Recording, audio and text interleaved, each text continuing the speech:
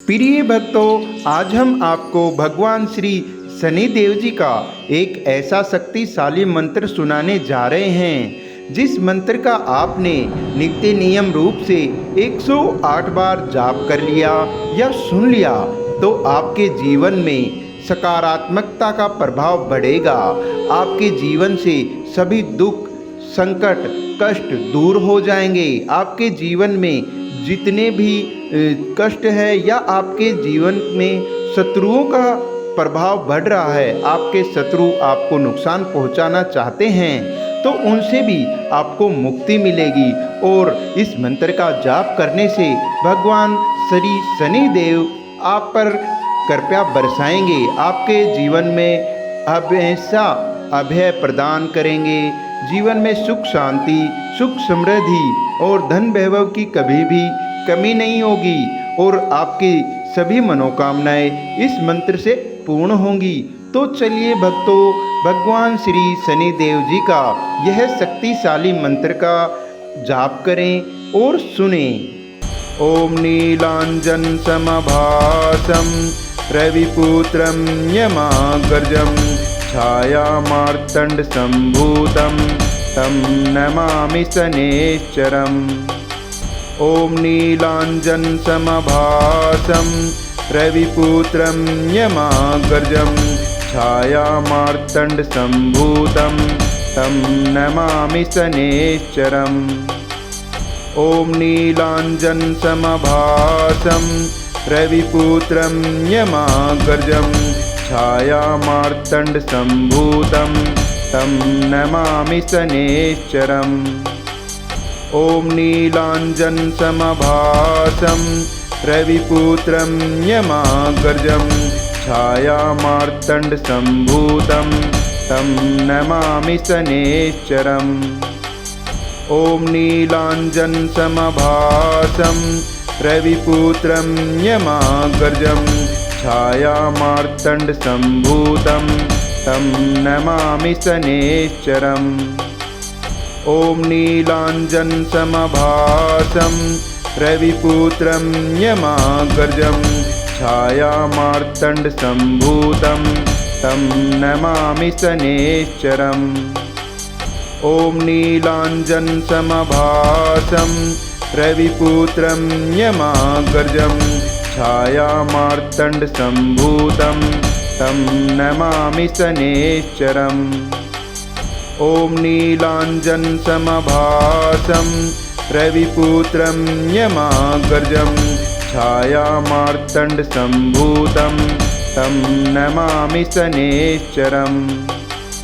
ओम नीलांजन समभासं रविपुत्रं यमाग्रजं छायामार्तंड संभूतं तं नमामि शनैश्चरम्।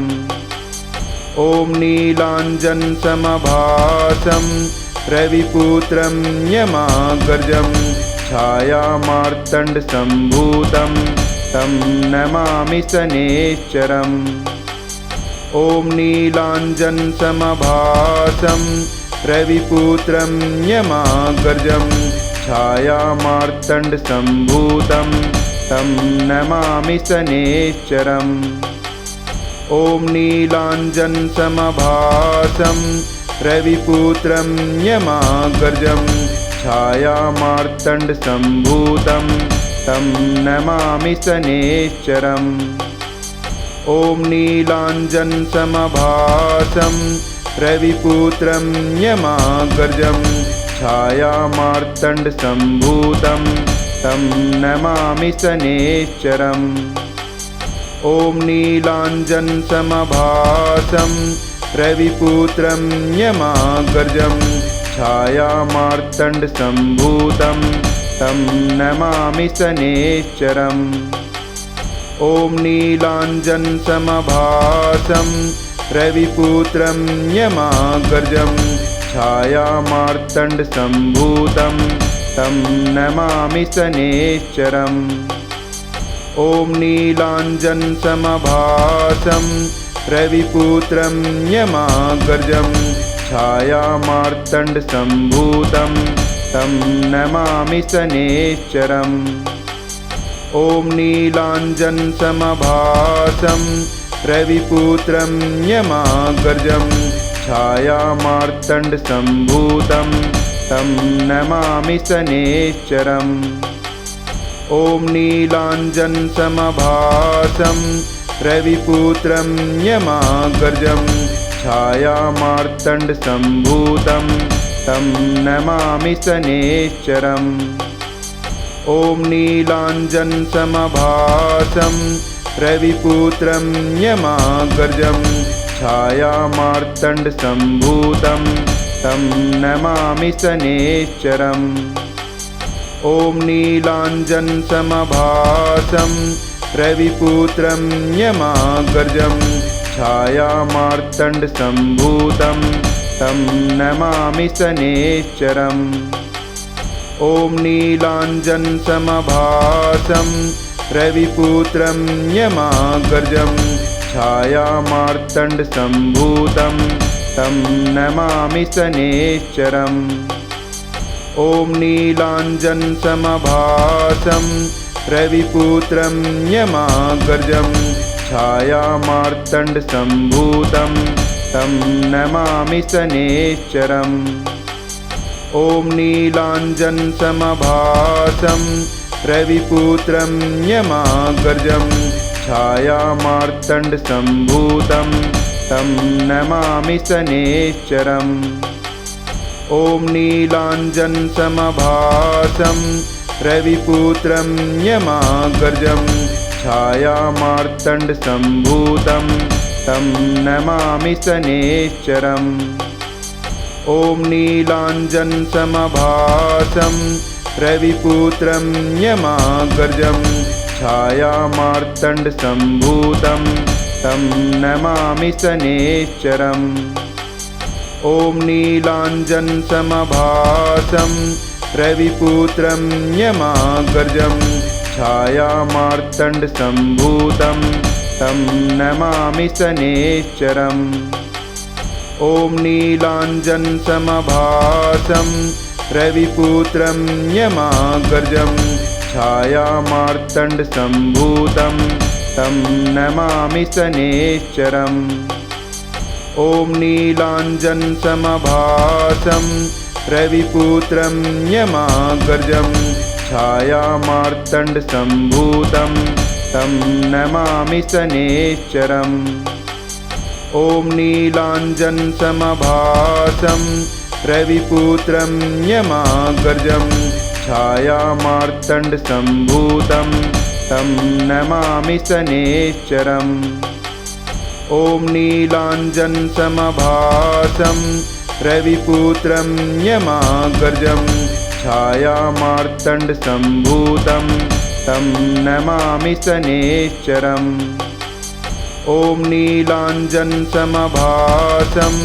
रविपुत्रं यमाग्रजं छायामार्तण्डसम्भूतं तं नमामि शनैश्चरम्।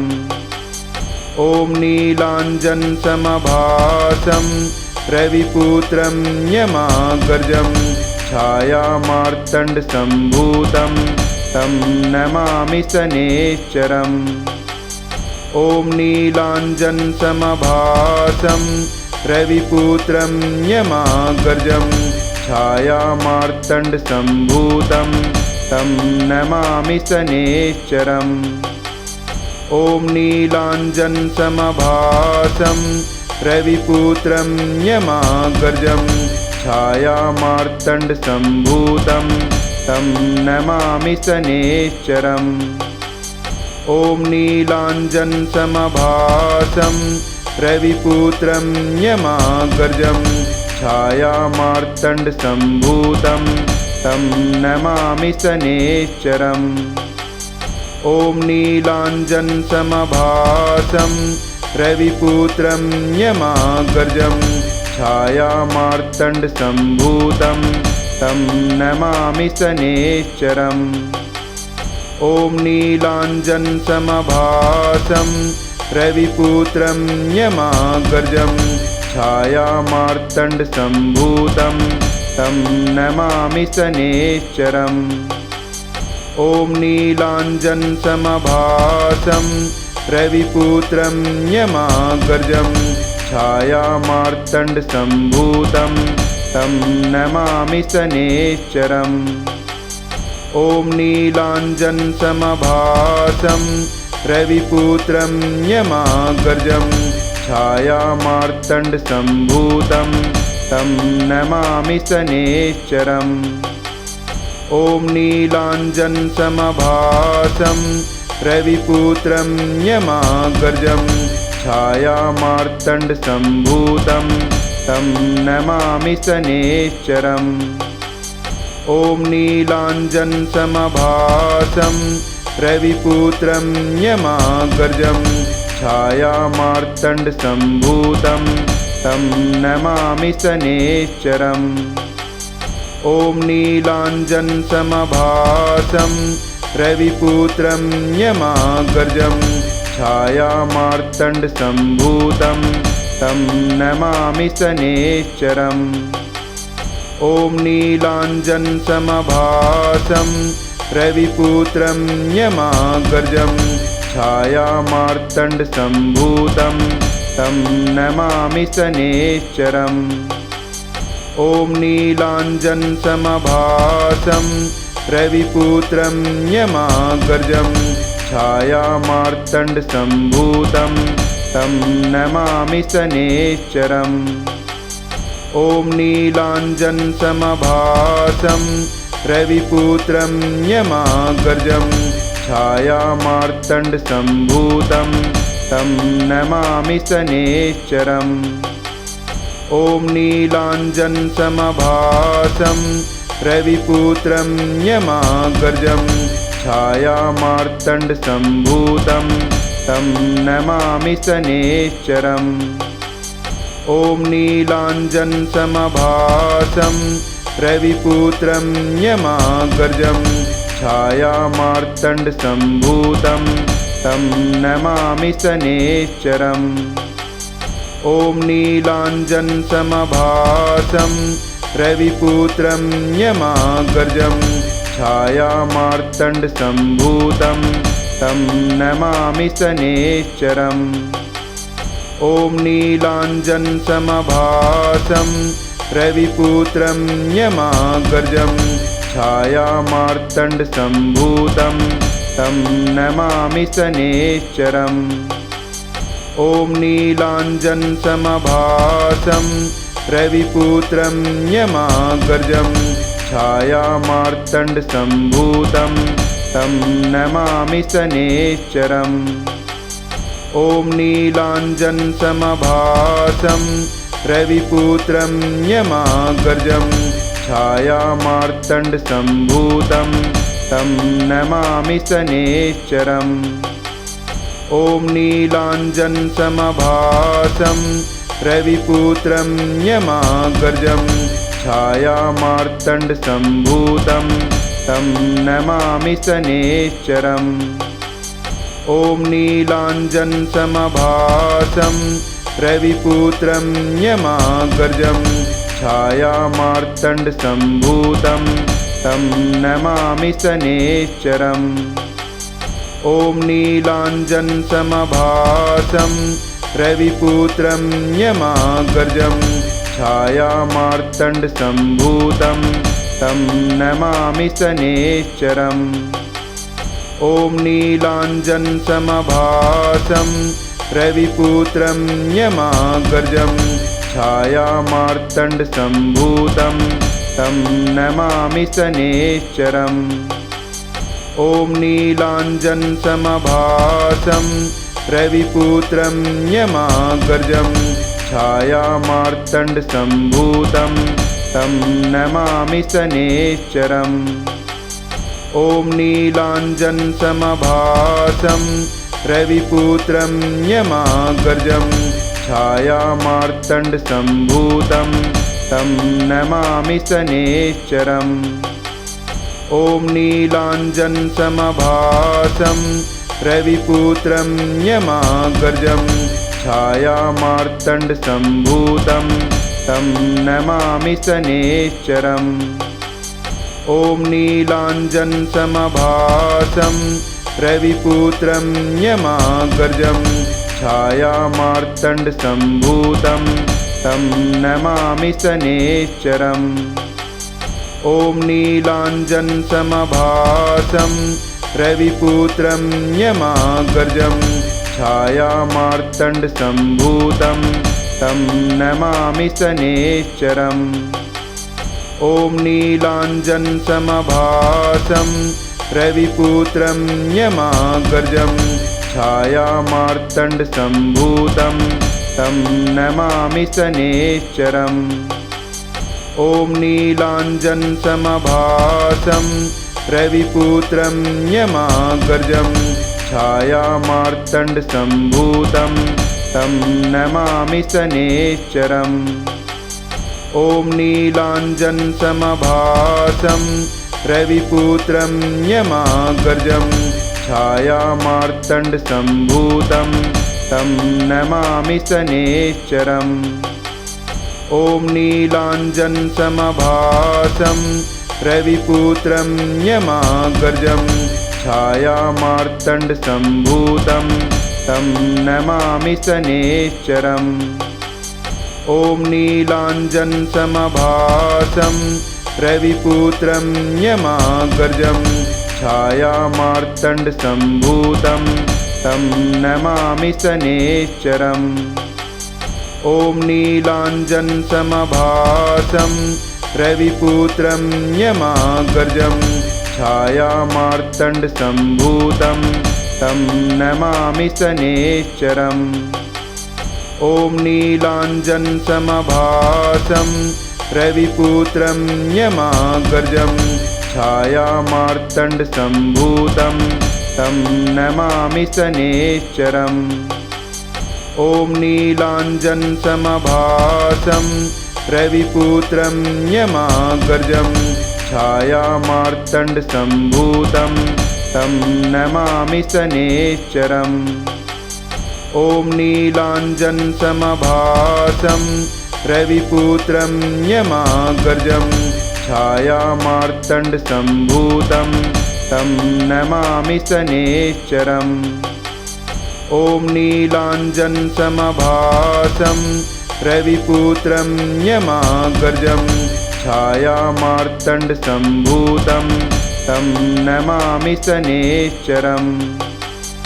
ॐ नीलाञ्जनसमभासं रविपुत्रं यमाग्रजं छायामार्तण्डसम्भूतं तं नमामि शनैश्चरम्।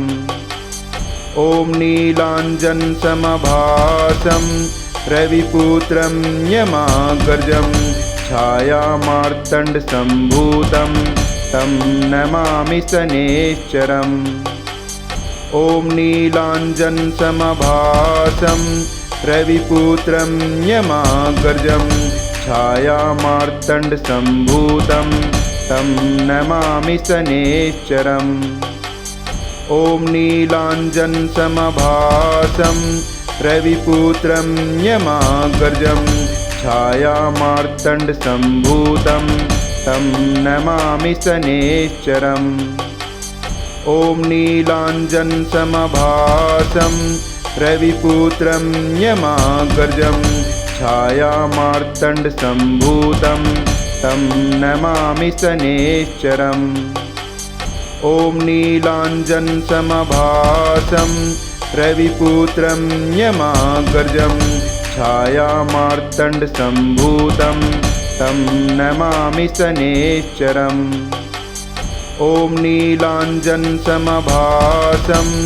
रविपुत्रं यमाग्रजं छायामार्तण्डसम्भूतं तं नमामि शनैश्चरम्। ॐ नीलाञ्जनसमभासं रविपुत्रं यमाग्रजं छायामार्तण्डसम्भूतं तं नमामि शनैश्चरम्। ॐ नीलाञ्जनसमभासं रविपुत्रं यमाग्रजं छायामार्तण्डसम्भूतं तं नमामि शनैश्चरम्। ॐ नीलाञ्जनसमभासं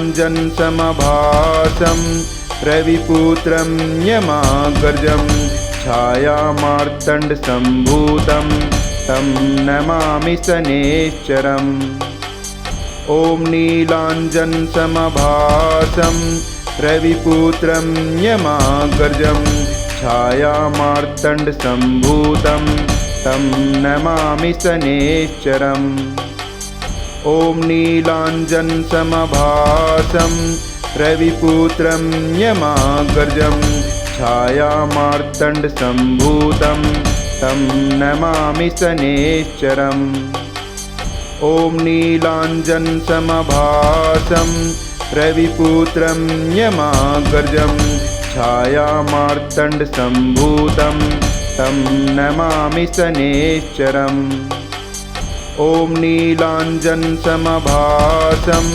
रविपुत्रं यमाग्रजं छायामार्तण्डसम्भूतं तं नमामि शनैश्चरम्। ॐ नीलाञ्जनसमभासं रविपुत्रं यमाग्रजं छायामार्तण्डसम्भूतं तं नमामि शनैश्चरम्। ॐ नीलाञ्जनसमभासं रविपुत्रं यमाग्रजं छायामार्तण्डसम्भूतं तं नमामि शनैश्चरम्।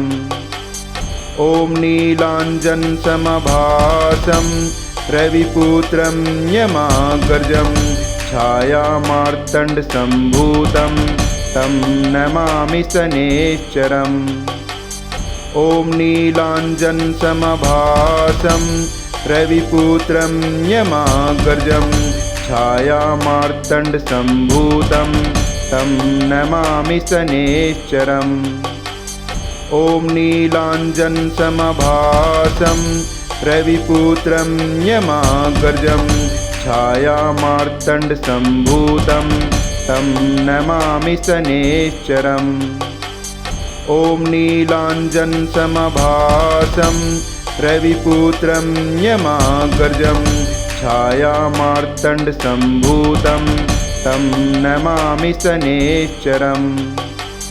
ॐ नीलाञ्जनसमभासं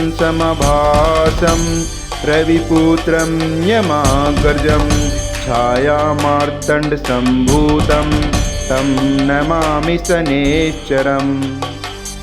ॐ नीलाञ्जनसमभासं रविपुत्रं यमाग्रजं छायामार्तण्डसम्भूतं तं नमामि शनैश्चरम्। ॐ नीलाञ्जनसमभासं रविपुत्रं यमाग्रजं छायामार्तण्डसम्भूतं तं नमामि शनैश्चरम्। ॐ नीलाञ्जनसमभासं रविपुत्रं यमाग्रजं छायामार्तण्डसम्भूतं तं नमामि शनैश्चरम्। ॐ नीलाञ्जनसमभासं रविपुत्रं यमाग्रजं छायामार्तण्डसम्भूतं तं नमामि शनैश्चरम्। ॐ नीलाञ्जनसमभासं रविपुत्रं यमाग्रजं छायामार्तण्डसम्भूतं तं नमामि शनैश्चरम्। ॐ नीलाञ्जनसमभासं रविपुत्रं यमाग्रजं छायामार्तण्डसम्भूतं तं नमामि शनैश्चरम्। ॐ नीलाञ्जनसमभासं रविपुत्रं यमाग्रजं छायामार्तण्डसम्भूतं तं नमामि शनैश्चरम्। ॐ नीलाञ्जनसमभासं रविपुत्रं यमाग्रजं छायामार्तण्डसम्भूतं तं नमामि शनैश्चरम्। ॐ नीलाञ्जनसमभासं रविपुत्रं यमाग्रजं छायामार्तण्डसम्भूतं तं नमामि शनैश्चरम्। ॐ नीलाञ्जनसमभासं रविपुत्रं यमाग्रजं छायामार्तण्डसम्भूतं तं नमामि शनैश्चरम्। ॐ नीलाञ्जनसमभासं रविपुत्रं यमाग्रजं छायामार्तण्डसम्भूतं तं नमामि शनैश्चरम्। ॐ नीलाञ्जनसमभासं रविपुत्रं यमाग्रजं छायामार्तण्डसम्भूतं तं नमामि शनैश्चरम्। ॐ नीलाञ्जनसमभासं रविपुत्रं यमाग्रजं छायामार्तण्डसम्भूतं तं नमामि शनैश्चरम्। ॐ नीलाञ्जनसमभासं रविपुत्रं यमाग्रजं छायामार्तण्डसम्भूतं तं नमामि शनैश्चरम्। ॐ नीलाञ्जनसमभासं रविपुत्रं यमाग्रजं छायामार्तण्डसम्भूतं तं नमामि शनैश्चरम्। ॐ नीलाञ्जनसमभासं रविपुत्रं यमाग्रजं छायामार्तण्डसम्भूतं तं नमामि शनैश्चरम्। ॐ नीलाञ्जनसमभासं रविपुत्रं यमाग्रजं छायामार्तण्डसम्भूतं तं नमामि शनैश्चरम्। ॐ नीलाञ्जनसमभासं रविपुत्रं यमाग्रजं छायामार्तण्डसम्भूतं तं नमामि शनैश्चरम्। ॐ नीलाञ्जनसमभासं रविपुत्रं यमाग्रजं छायामार्तण्डसम्भूतं तं नमामि शनैश्चरम्। ॐ नीलाञ्जनसमभासं रविपुत्रं यमाग्रजं छायामार्तण्डसम्भूतं तं नमामि शनैश्चरम्। ॐ नीलाञ्जनसमभासं रविपुत्रं यमाग्रजं छायामार्तण्डसम्भूतं तं नमामि शनैश्चरम्। ॐ नीलाञ्जनसमभासं रविपुत्रं यमाग्रजं छायामार्तण्डसम्भूतं तं नमामि शनैश्चरम्। ॐ नीलाञ्जनसमभासं रविपुत्रं यमाग्रजं छायामार्तण्डसम्भूतं तं नमामि शनैश्चरम्।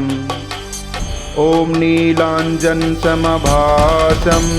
रविपुत्रं यमाग्रजं छायामार्तण्डसम्भूतं तं नमामि शनैश्चरम्।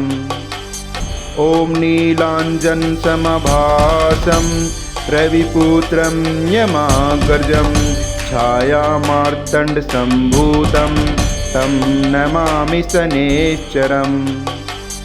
ॐ नीलाञ्जनसमभासं रविपुत्रं यमाग्रजं छायामार्तण्डसम्भूतं तं नमामि शनैश्चरम्। ॐ नीलाञ्जनसमभासं रविपुत्रं यमाग्रजं छायामार्तण्डसम्भूतं तं नमामि शनैश्चरम्। ॐ नीलाञ्जनसमभासं रविपुत्रं यमाग्रजं छायामार्तण्डसम्भूतं तं नमामि शनैश्चरम्। ॐ नीलाञ्जनसमभासं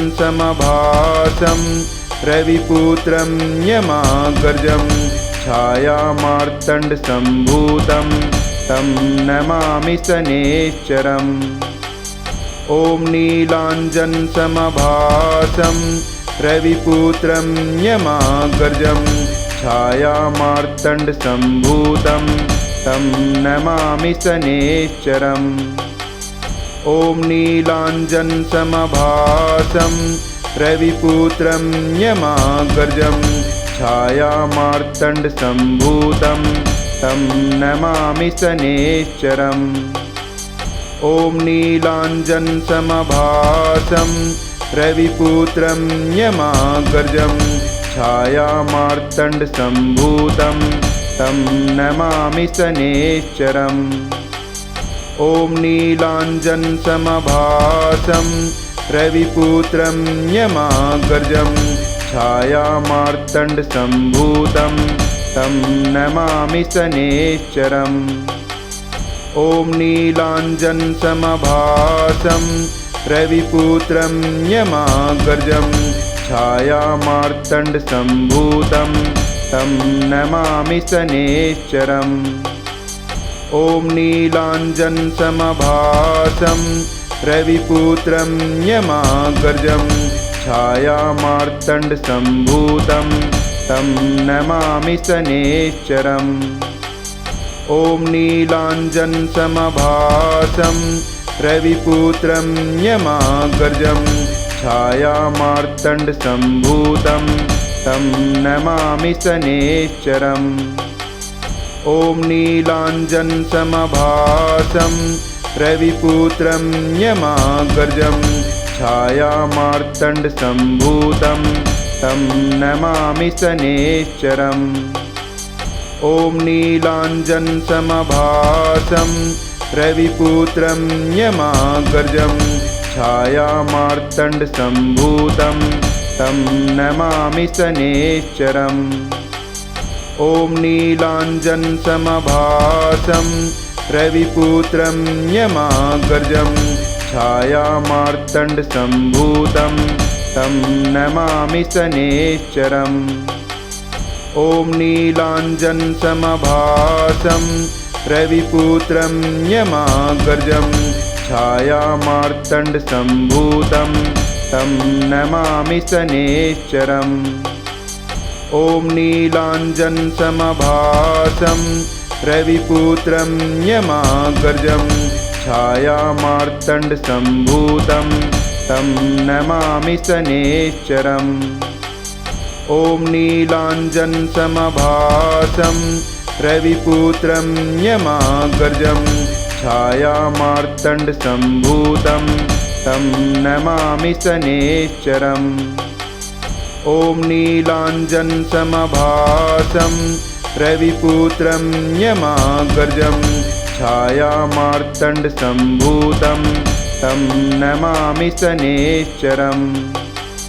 ॐ नीलाञ्जनसमभासं रविपुत्रं यमाग्रजं छायामार्तण्डसम्भूतं तं नमामि शनैश्चरम्।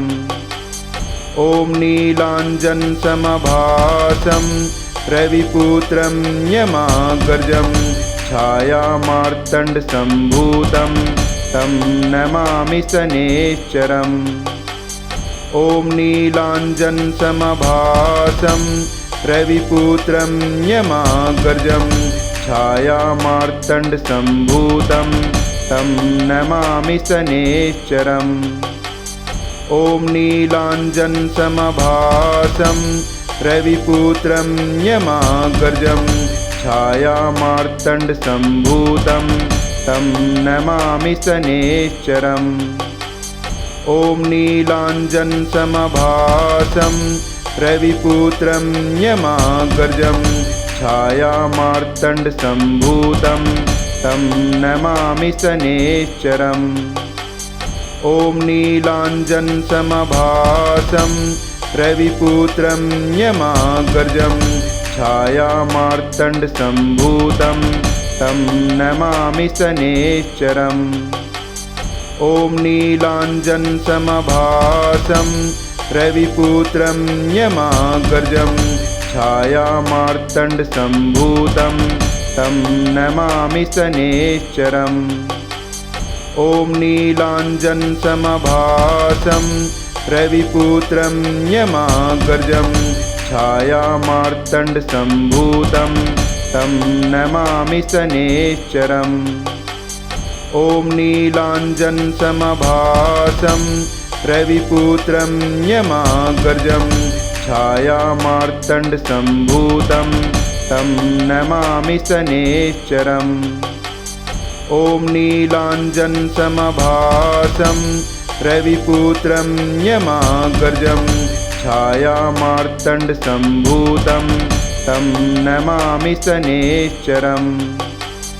ॐ नीलाञ्जनसमभासं रविपुत्रं यमाग्रजं छायामार्तण्डसम्भूतं तं नमामि शनैश्चरम्। ॐ नीलाञ्जनसमभासं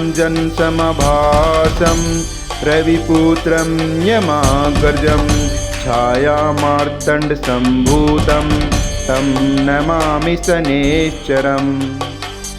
ॐ नीलाञ्जनसमभासं रविपुत्रं यमाग्रजं छायामार्तण्डसम्भूतं तं नमामि शनैश्चरम्। ॐ नीलाञ्जनसमभासं रविपुत्रं यमाग्रजं छायामार्तण्डसम्भूतं तं नमामि शनैश्चरम्। ॐ नीलाञ्जनसमभासं रविपुत्रं यमाग्रजं छायामार्तण्डसम्भूतं तं नमामि शनैश्चरम्। ॐ नीलाञ्जनसमभासं रविपुत्रं यमाग्रजं छायामार्तण्डसम्भूतं तं नमामि शनैश्चरम्। ॐ नीलाञ्जनसमभासं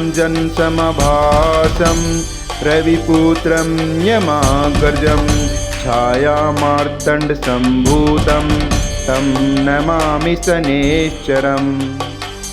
ॐ नीलाञ्जनसमभासं रविपुत्रं यमाग्रजं छायामार्तण्डसम्भूतं तं नमामि शनैश्चरम्।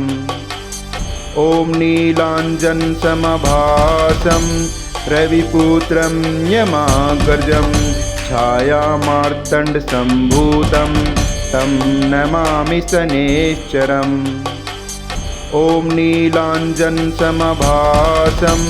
रविपुत्रं यमाग्रजं छायामार्तण्डसम्भूतं तं नमामि शनैश्चरम्। ॐ नीलाञ्जनसमभासं रविपुत्रं यमाग्रजं छायामार्तण्डसम्भूतं तं नमामि शनैश्चरम्। ॐ नीलाञ्जनसमभासं रविपुत्रं यमाग्रजं छायामार्तण्डसम्भूतं तं नमामि शनैश्चरम्। ॐ नीलाञ्जनसमभासं रविपुत्रं यमाग्रजं छायामार्तण्डसम्भूतं तं नमामि शनैश्चरम्। ॐ नीलाञ्जनसमभासं रविपुत्रं यमाग्रजं छायामार्तण्डसम्भूतं तं नमामि शनैश्चरम्।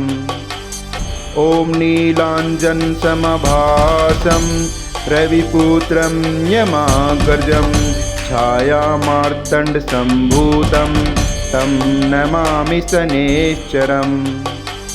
ॐ नीलाञ्जनसमभासं रविपुत्रं यमाग्रजं छायामार्तण्डसम्भूतं तं नमामि शनैश्चरम्। ॐ नीलाञ्जनसमभासं रविपुत्रं यमाग्रजं छायामार्तण्डसम्भूतं तं नमामि शनैश्चरम्। ॐ नीलाञ्जनसमभासं रविपुत्रं यमाग्रजं छायामार्तण्डसम्भूतं तं नमामि शनैश्चरम्। ॐ नीलाञ्जनसमभासं रविपुत्रं यमाग्रजं छायामार्तण्डसम्भूतं तं नमामि शनैश्चरम्। ॐ नीलाञ्जनसमभासं रविपुत्रं यमाग्रजं छायामार्तण्डसम्भूतं तं नमामि शनैश्चरम्। ॐ नीलाञ्जनसमभासं रविपुत्रं यमाग्रजं छायामार्तण्डसम्भूतं तं नमामि शनैश्चरम्। ॐ नीलाञ्जनसमभासं रविपुत्रं यमाग्रजं छायामार्तण्डसम्भूतं तं नमामि शनैश्चरम्। ॐ नीलाञ्जनसमभासं रविपुत्रं यमाग्रजं छायामार्तण्डसम्भूतं तं नमामि शनैश्चरम्। ॐ नीलाञ्जनसमभासं रविपुत्रं यमाग्रजं छायामार्तण्डसम्भूतं तं नमामि शनैश्चरम्। ॐ नीलाञ्जनसमभासं रविपुत्रं यमाग्रजं छायामार्तण्डसम्भूतं तं नमामि शनैश्चरम्। ॐ नीलाञ्जनसमभासं रविपुत्रं यमाग्रजं छायामार्तण्डसम्भूतं तं नमामि शनैश्चरम्। ॐ नीलाञ्जनसमभासं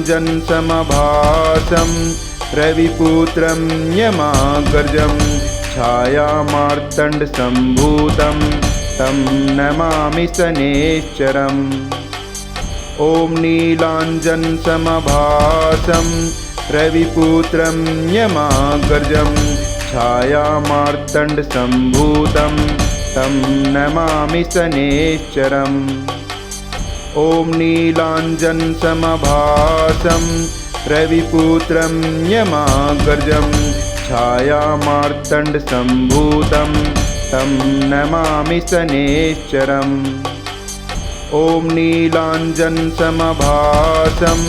रविपुत्रं यमाग्रजं छायामार्तण्डसम्भूतं तं नमामि शनैश्चरम्। ॐ नीलाञ्जनसमभासं रविपुत्रं यमाग्रजं छायामार्तण्डसम्भूतं तं नमामि शनैश्चरम्। ॐ नीलाञ्जनसमभासं रविपुत्रं यमाग्रजं छायामार्तण्डसम्भूतं तं नमामि शनैश्चरम्। ॐ नीलाञ्जनसमभासं रविपुत्रं यमाग्रजं छायामार्तण्डसम्भूतं तं नमामि शनैश्चरम्। ॐ नीलाञ्जनसमभासं रविपुत्रं यमाग्रजं छायामार्तण्डसम्भूतं तं नमामि शनैश्चरम्। ॐ नीलाञ्जनसमभासं रविपुत्रं यमाग्रजं छायामार्तण्डसम्भूतं तं नमामि शनैश्चरम्। ॐ नीलाञ्जनसमभासं रविपुत्रं यमाग्रजं छायामार्तण्डसम्भूतं तं नमामि शनैश्चरम्। ॐ नीलाञ्जनसमभासं रविपुत्रं यमाग्रजं छायामार्तण्डसम्भूतं तं नमामि शनैश्चरम्। ॐ नीलाञ्जनसमभासं रविपुत्रं यमाग्रजं छायामार्तण्डसम्भूतं तं नमामि शनैश्चरम्। ॐ नीलाञ्जनसमभासं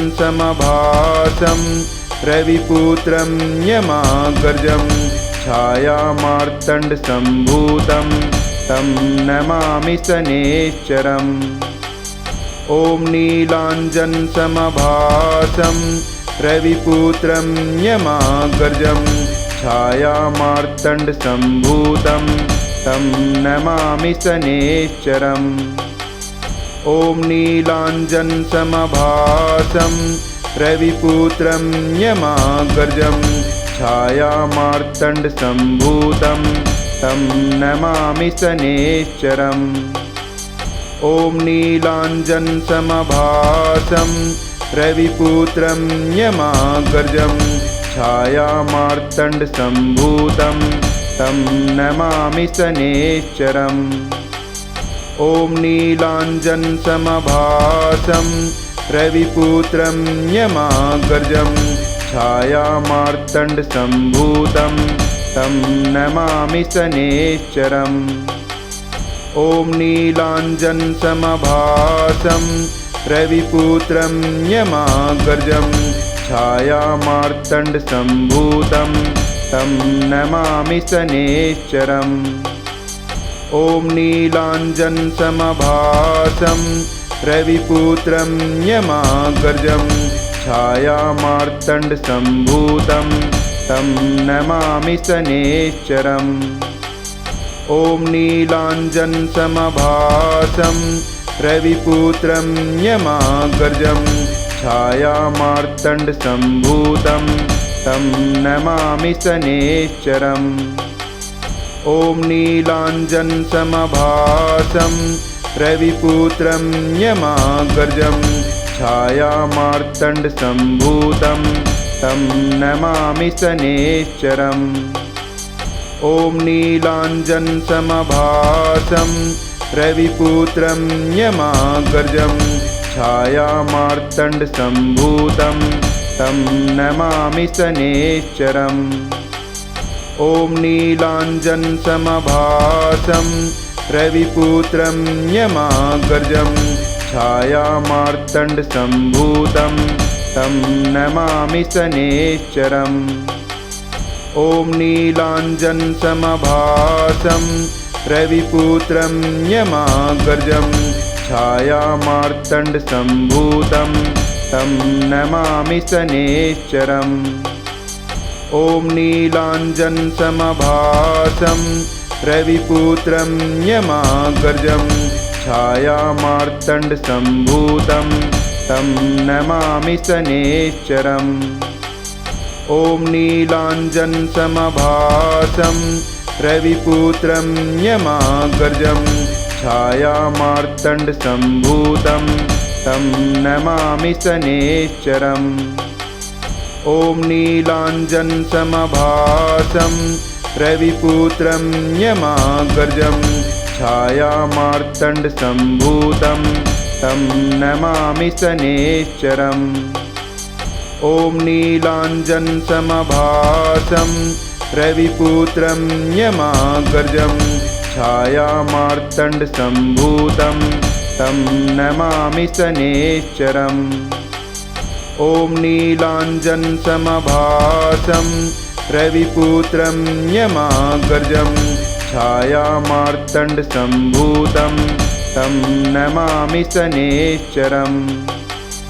ॐ नीलाञ्जनसमभासं रविपुत्रं यमाग्रजं छायामार्तण्डसम्भूतं तं नमामि शनैश्चरम्।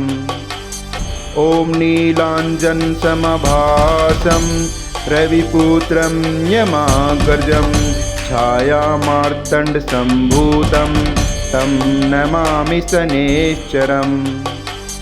ॐ नीलाञ्जनसमभासं रविपुत्रं यमाग्रजं छायामार्तण्डसम्भूतं तं नमामि शनैश्चरम्। ॐ नीलाञ्जनसमभासं रविपुत्रं यमाग्रजं छायामार्तण्डसम्भूतं तं नमामि शनैश्चरम्। ॐ नीलाञ्जनसमभासं रविपुत्रं यमाग्रजं छायामार्तण्डसम्भूतं तं नमामि शनैश्चरम्। ॐ नीलाञ्जनसमभासं